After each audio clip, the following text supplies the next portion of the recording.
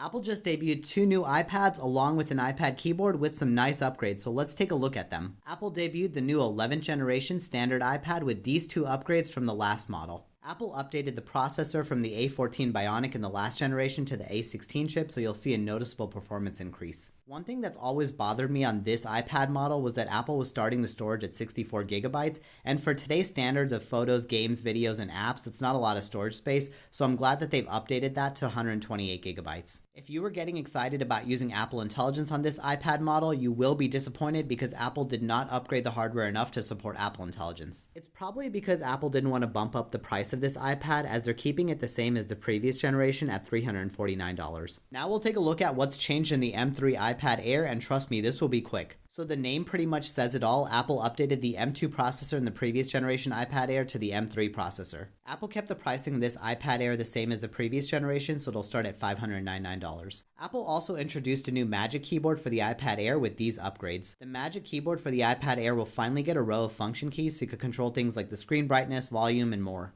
This keyboard will also have a large glass trackpad which supports multi-touch and is a lot more responsive compared to the previous generation Magic Keyboard. This Magic Keyboard will also be cross-compatible with the previous generation iPad Air as well. There's also a slight price decrease, which we don't see often, from $299 to $269. Both of these iPads can be pre-ordered now and will be available starting March 12th. Are you excited about the new 11th generation iPad, M3 iPad Air, or maybe the new Magic Keyboard? Let me know what your thoughts are in the comments below. As always, if you enjoyed watching this video, feel free to support me by giving me a like and following my channel.